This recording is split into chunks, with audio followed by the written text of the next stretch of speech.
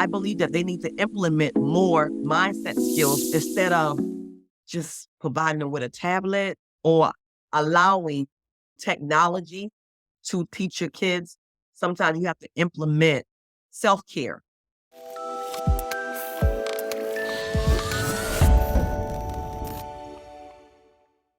Hi everyone, welcome to the Childcare Channel and the Childcare Channel podcast.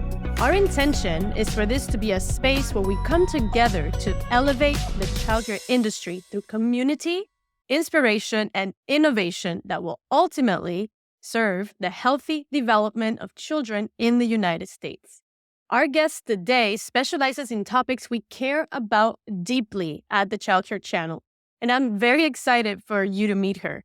Her name is Sherrika Myers, and she is a dynamic visionary with a heart for children in her community and across the world. She's a children's book author, founder and executive director of Every1Voice Matters, and creator of Lil Herbie the mascot.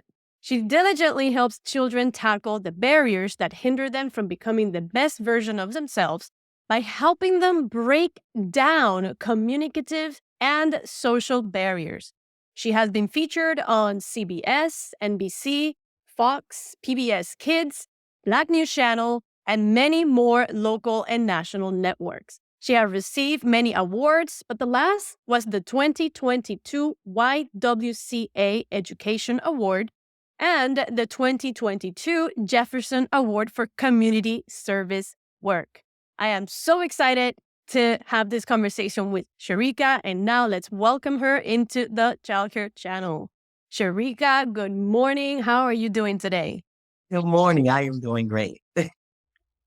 Well, I was, when my team brought your profile to my attention, I said, we have to have Sherrika here at the channel. You cover topics that are so important that we bring consciousness to here when it comes to the development of children.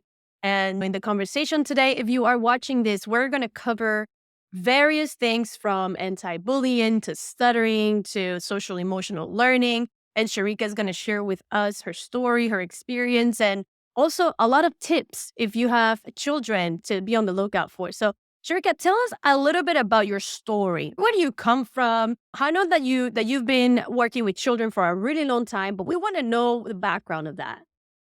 Well, actually, I live in South Carolina. I was raised in a single family household. I'm the youngest of 5 kids. And growing up, nobody in my household spoke like me. And when I say that, I mean that I was one of the kids that couldn't get a word out. I never understood why I sounded different from my sisters and my brother. And I really thought that that's the way I was going to talk for the rest of my life. I had low self-esteem myself. I lacked self-confidence. I was laughed at. I had my friends and my siblings actually speaking for me because I had the speech impediment called stuttering. And for those who do not know what that means, stuttering is when you know what you want to say, but it takes a while for you to be able to say it.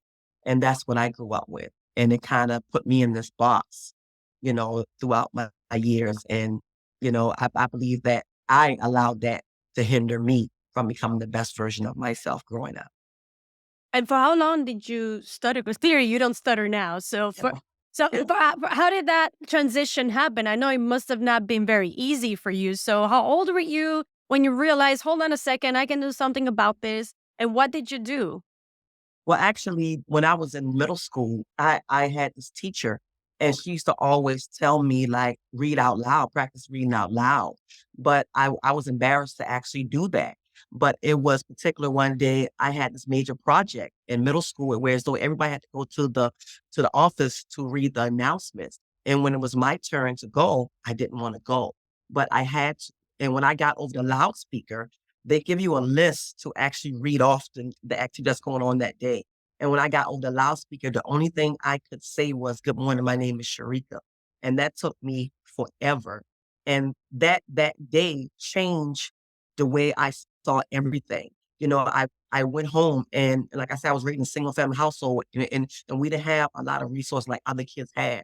But what we did have was books. So when I was at home, I used to practice reading out loud.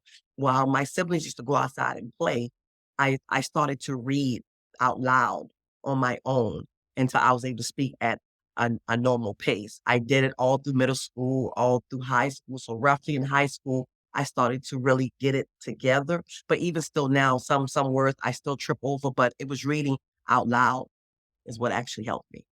And so reading out loud helped you overcome your own stuttering that Mhm. you were having since you were a child. And this happened in that transition from middle school to high school, right? Correct. With the Correct. main event being you had to speak publicly, the announcements, and then all of a sudden you found yourself unable to do so past your name, Yeah, right? correct, correct. So, But after that, I just really now I fixed the outside.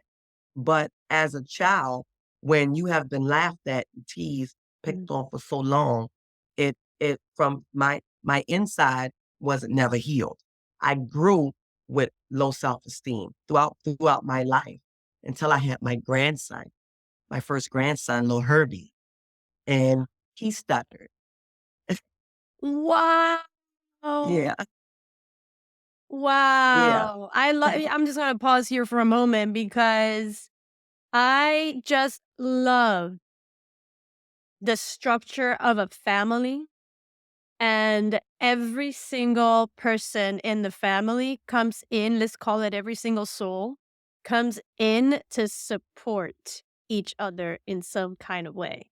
And I know that with children end up being the biggest teachers for their parents, and grandchildren are no different.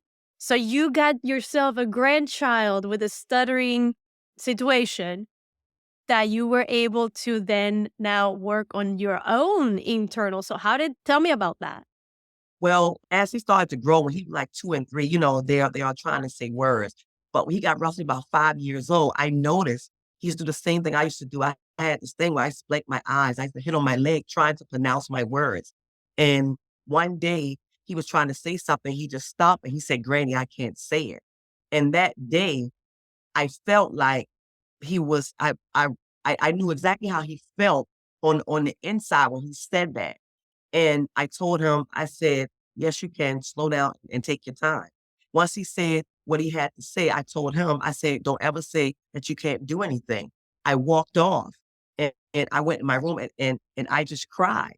I just cried because at that moment, I was in my 30s then, but I knew exactly how he felt. So I knew that before I could help him develop self-esteem, self-confidence, I had to develop it myself. And I was in my 30s at that time. And that's when I went back to school. I got my degree, and then I formed my nonprofit, Every1Voice Matters, because I wanted to be able to help him and all these other kids, not just dealing with stuttering, any type of internal issues that they are having to be able to tackle those barriers and become the best version of themselves instead of waiting to become an adult like I did. Oh, oh, you are speaking to my soul, Sherrika. You really are. Okay, so you went back to school. What did you study, by the way, when you went back to school? Business, marketing Business. business. Nice. Mhm. And then you say you created Every One Voice Matters, which is a nonprofit. Tell us about that. Right. What's the objective? How did it come about? I mean, we know the backstory, right? But then you went to school, and then what happened? And then I created my nonprofit. And at first, when I did it, I just was geared towards kids who stuttered because that was my challenge and that was my grandson's challenge. But then when I started reaching out and I started working with kids, I realized that kids not there's not just the kids who stuttered. Some kids are being bullied. Some kids have other issues that's stopping them, that's hindering them from becoming the best version of themselves. And that's when I said, people can fix the outside, but it's more so of the inside. And when a child is able to love themselves and accept who they are and accept all of their uniqueness, that's when they're able to actually be able to be themselves. And so I became a certified life coach working with kids. I started writing my children's book series, which is called the Little Herbie series book collection, which is geared towards social emotional learning for kids, which the series of books is about my life growing up as a kid. But I named it after my grandson because he's the one that inspired me to step out my box. I began to do that and I became a speaker. I speak at different schools, encouraging and empowering kids. And I love it. That's amazing. I'm so happy that we're having this conversation because I feel like nowadays the world is changing so quickly. It's changing so, so quickly with new technological innovations. I mean, we love technology here at the channel, but what I always tell people with technology is you need to learn how to use it. So in other words, you need to train the human. Technology is a tool like anything else. But if you don't train the human to use the technology, then, you run into problems. And so the example would be here is the phones, the tablets. The children are losing these social emotional learning abilities because the phone, the tablet becomes some sort of pacifier and an excuse to not interact with other people, to not develop these social skills, right? And the parents also, on the other hand, a lot of them are very busy. So it's just easier to appease the child here, entertain yourself because I need to get this other thing done. Some parents work 2 and 3 jobs, so I understand. So the fact that this is your focus, because I feel like this is going to be what's going to be the most important skills for children to learn in these modern times, how to regulate themselves, how to build, like you say, self-esteem, self-confidence, how to, like Oprah says, how to fill your cup first. And then you can give others a drink. And as we were talking earlier, the adult forms in the ages 0 through 7. So it's so instrumental for this to be addressed now. Okay, so that is what you do with Every1Voice Matters. You have the Little Herbie series, and you speak. Do you speak all throughout the United States, internationally? How do you do your Correct. speaking? I haven't been internationally yet, but I speak on at different schools all across the state as well. And I also have an animated series for kids. So I do it all. I try to create tools that because just like you said, parents are working sometimes. I mean, 2 jobs.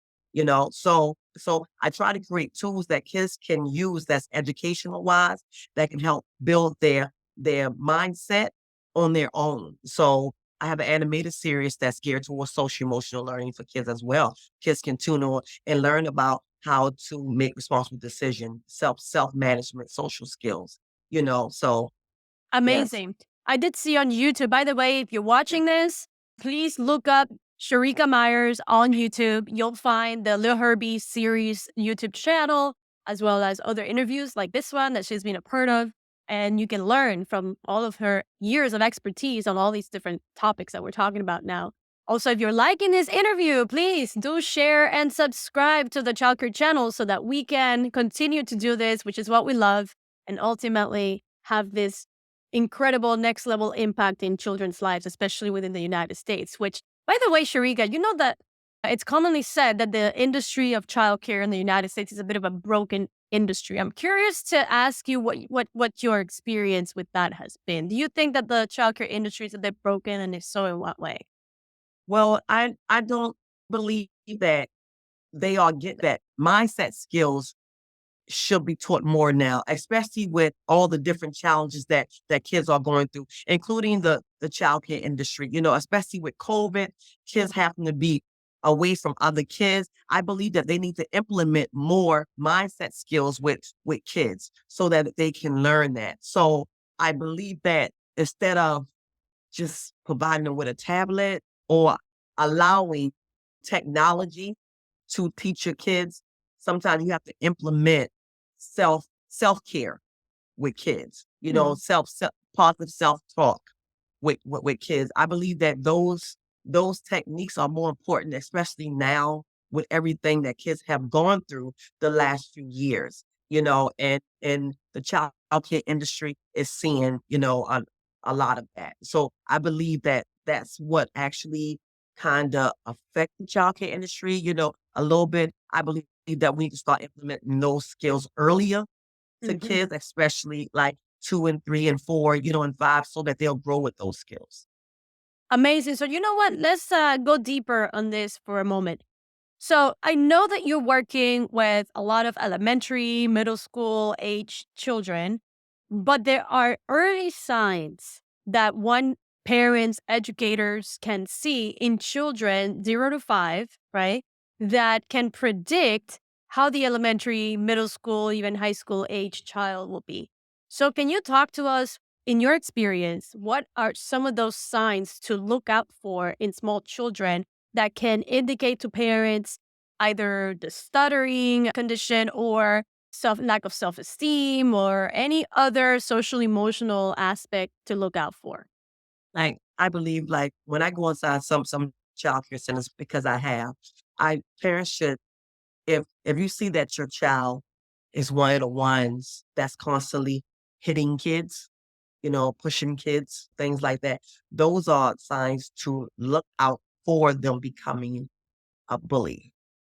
Almost, because why are they constantly hit them? That's when you begin your social emotional learning skills with them. Talk to them, explain to them why, why they shouldn't do it. Talking about points of friendship, or just having, even like kids, just sitting kids down, side by side, the one that they're pushing on, maybe sitting them down, and having them to play together, so they can see the importance of how to be nice to someone.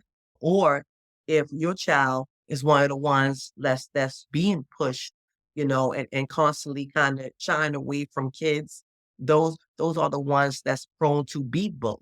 So help them develop self-esteem at the age. Bring them in to talk with more kids, to engage with more kids, things like that, instead of allowing them to just be alone, because some parents brush that off. Oh, he just like to play by himself, things like that. But those are signs to actually look out for at a smaller age. A child that plays by themselves, help them to be more engaged with others so that they can understand the importance of that they're not alone, that is people around they can play with. But sometimes, but you want them to have self-esteem for themselves, but you want them also to be engaged with other kids. That's great. Thank you for sharing that. And for example, in the context where you have a teacher of small children, maybe they're in a preschool or child care center, and they maybe have, a classroom with 15, 20 children. Are there any suggestions that you have to be able to manage that when they have to have their attention on so many things at the same time? What they can play a group activity, I mean, because these days I'm sad to say that, but it's usually one adult to like 15, 20 kids. The It's ratios. yeah, it's like, but you can start off their day with like a group session of actually talking to each other, or a group activity, a learning activity. Maybe like if you got a smaller group, like in the preschool, they're doing their ABCs. You can have them sit around. One can say, "Hey, I got B, C, D," like that to kind of manage the huge crowd. Do more group activities, versus one on one, because you really can't really manage so many, so let's try and do more group activities. Okay, great. Thank you. And when it comes to the way that small children are being educated now, I know that a lot of parents have been implementing or even considering homeschooling, right?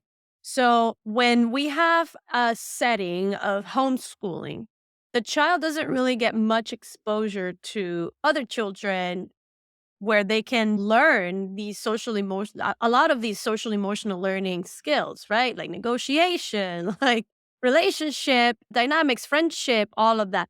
What suggestion do you have for families who have chosen to homeschool their children or not send them to a group school setting?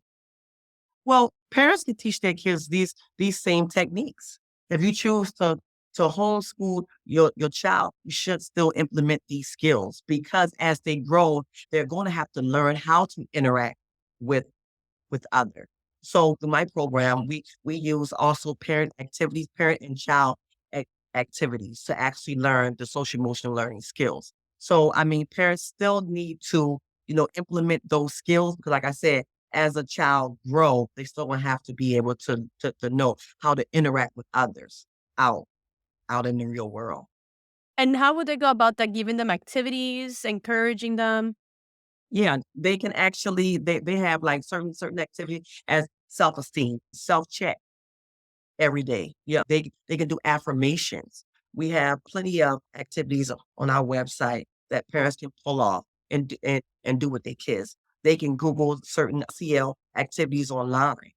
to actually do with their child at home. But those are the skills that kids can use both in and outside of the classroom to be successful. Nowadays, not just reading, math, science, and social studies. You Mhm. have to have better, you have to teach your kids mindset skills as well. Amazing. I love that. Okay, now let me ask you something else because I know that little Herbie has a mascot, a physical mascot. So tell me, how did that come about, and where does little Herbie mascot appear? Well, the mascot, what I did was, since my grandson inspired me, I created the mascot to look like my grandson. And I named him after my grandson, Lil Herbie. I take him to different schools with me. I do anti-bullying seminars and assemblies in school. And once I show the film and I do my talk, at the end of the day, I bring him out. And I created this dance called the Lil Herbie Shuffle, and we interact with the kids at the end. So I take him to schools, church functions, community functions, and then he also does some interviews with me. He's not here today, but that's what I do because I want kids to have someone who they can physically touch and interact with, that maybe have been through some of the challenges that these kids have been through. Because the real little Herbie, that's the kid that's been inside of me for so long, and I decided to actually birth him.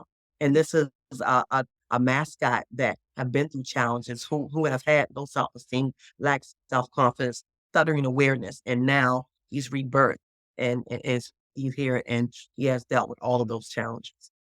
Tell us a little bit about your grandson. How old is he now? He's 12, He's 12. Oh my goodness. What grade is that? Is that a middle 7. school? Seventh He said grade. 7th Seventh grade. grade. Mhm. Wow, that's amazing. So he gets to go with you to some speaking engagements, and he Yes. gets to be a role model since he's so young. Have you ever asked him what he enjoys doing? You know how sometimes we ask children, "What do you want to be when you grow up?" You Mhm. know, that question's a little tricky because then it kind of puts the child on the spot, and so like they'll give something that they think that parents want them to do or Mhm. the like. But another way to phrase that question is, what do you think the world needs more of? Right. So I wonder if you've had conversations like that with Herbie and what he says. Well, I asked him what will be when he grow up, and he said an actor. He An said that actor. he wanted an actor. He says that because of the mascot. He So he can't dresses up as a mascot himself? No, no, Oh, no, no, he's not the mascot, but he sees how we bring the mascot around and he goes out to different communities, and so he consider that as acting. He consider that as acting. So he says an actor, so I'm like, okay, but when I first created the mascot, at first he was like, wow, but now, he's grown. He's in the middle school now. He's grown, but he knows the importance of it because, like I said, he dealt with those same challenges. So, but that's what you want to be, an that's actor. amazing. That's amazing. And so he told you this when he was around 5, right? Then when you shared the story. And so now it's been 7 years since then.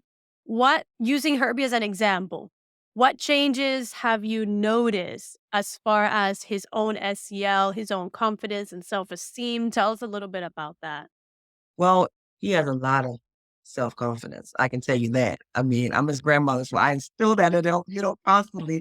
So, I work with him, of course, more closely that 'cause my grandson, but I use the same skills on him that I use on other kids as well. And I mean, thank God that his confidence, he knows that it may take him longer to say things, but his voice matters just like everyone else's. And his voice doesn't define who he is. It's something that he does, but that's not who he is. And he understands that. So being that he understands that, he accepts that.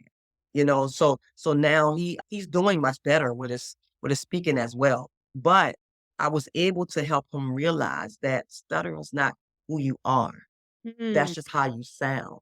And so all of that makes him feel good about who he is and not be ashamed to speak, to talk to people, because that's just how he sounds. That's not who Lil Herbie is. We're all unique. you're special, you're wonderful, and he knows all that. So he has self-confidence. Amazing. So it sounds like you really work with him on this aspect of identity Correct. and building identity, because we all identify as something or a combination of things, right? But you're really encouraging in him an identity that is empowering, right? Where you shift his attention from what doesn't define him, like a stuttering, for example, to this is the identity that you can build for yourself. That's more encouraging, right? Mhm. Okay, I love that. And when it comes to an anecdote of, you know, a specific example of how you use that day-to-day situation with him to teach him any of this, do you have any stories that you want to share with us? Well, is basically about self-love. When you can love yourself, even when you teach a child to love themselves, that means all doors open. All things is possible. I'm not saying that it will be easy. And I explained that to him. That's like doing a test. I'm not saying that this test is going to be easy, but you got certain things that you have to do to actually pass this test. And that's life. With everything that we all do as adults, that kids do, they're going to face challenges. But as long as they know that either if they fail, that failure isn't who they are. If they are afraid of something, that's normal. And I was explaining to them, I said, we as adults get afraid of things, especially if something that we haven't done before, a child feels the same way, but that's not who you are, peer pressure, that's that kids are prone when they don't have an identity of who they are prone to peer pressure. And I always explain to them day to day, when you find yourself doing something to be around kids that I think when you find yourself doing something that you're not supposed to do to be around other kids, those are kids that you aren't supposed to be around. You have to know who you are and accept who you are and don't allow outside people, friends, or issues to determine who you are. I tell them that every Mm. day. I tell kids that every day. And I love the fact that you have gotten to work closely with him because he is your grandson. I have actually an anecdote from my nephew. He's 9 now, but I've been very present in his life, almost like a second mom in a way. And I remember this particular day where I was over his house and we were playing, and he was 2 or 3 years old. And he's little, so he's trying to climb on his grandparents' bed, which is very high for him. And Right. so he's about to give up, right? He's like, try, and he's about to give up. And I'm like, no, no, no, no, you can do it. You can do it. Come on, try it again. And so he did. And I really feel like, and it's those little moments, right? It's something so simple, it can easily be missed. But it's those little moments that start to build the confidence in the child. Like, yes, go ahead and you can do it. And you should have seen his sense of satisfaction, his sense of feeling proud of himself. And he's 2 or 3. Yes. When he was able to do it, he struggles, but he was able to do it and he kept at it. And he's 9 now. And I see that same pattern of, I'm going to try it again. I'm going to try it Yes. again until I get it. No, no, no, let me do it again, Tia. Let me do it again. And so I feel like that's why I was asking you about a specific example, because parents who are exposed to their kids on a daily, grandparents, even teachers, right, who have this consistent level of exposure to a child, have the potential to have such impacts in such an early age, which is easier to do actually than Yes. when you're an adult. If you're teaching the children, just like what your entire work is about, if you're teaching them since an early age, it's easier. I mean, not that it's an easy job to do, but I'm saying as far as for the individual, the Mhm. child learns better as a child than as an adult. It's And just as easier they to absorb. grow, it gets better, and Mhm. it teaches them the power of self-management. Yes. That's because you told him to keep going, keep going. When you was telling him that, can you imagine what you was building in him? You was giving him that belief, that faith. And when kids are that age, to see your excitement, keep going, keep going. That's building something in them. And that will stay with them as they grow. And in everything that they do, they will continue to keep going, keep going, keep going. And so that's especially in childcare. That's very important to instill in child. I mean, from birth. You can tell them, "Oh, you're so beautiful. You're tough. You're gonna be strong." As kids grow, they will remember that. They Mm, will remember that. So when they're not in front of you, when they face challenges, they're gonna remember. Auntie say, "Keep going. I'm strong. I can do it." And as they grow, they will keep that with them. that's amazing. I love, love, love the fact that this is the work that you do, that, you've been at it for so many years and you're continuing. So what's next for you? What's next for Sherrika? What are you projecting to do within the next year to 5 years? Well, I have another book coming out. His new friend. I I plan to grow more nationwide and spread the importance of SEL and to kids, Mhm. because that's very important, especially in the world that we live in today, where we have so much technology that's influencing our kids.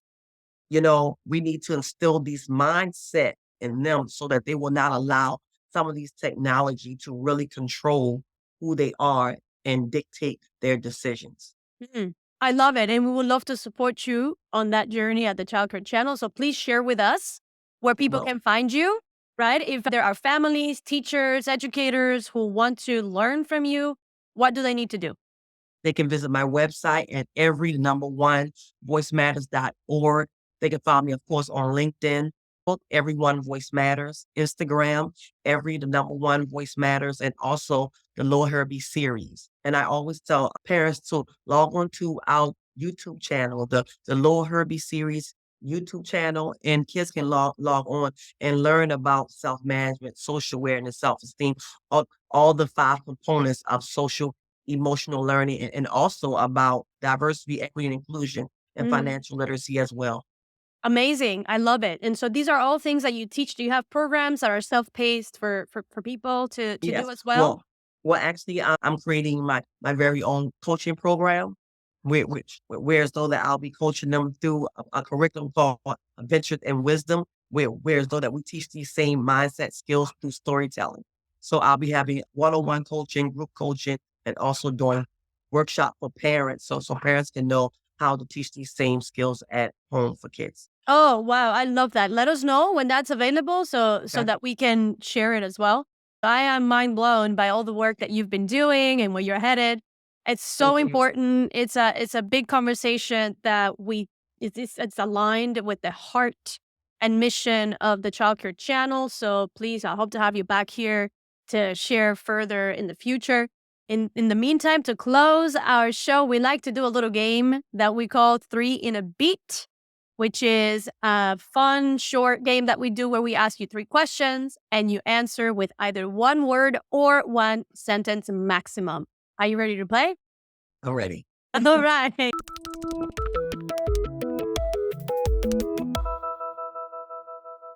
So the first question is, who is your biggest inspiration in life? Michelle Obama. Michelle Obama. Awesome. Number two, what to you is the perfect, most ideal age to be? 21. 21? Okay, I gotta ask why. Because if at 21, you're grown. I love it. I love it.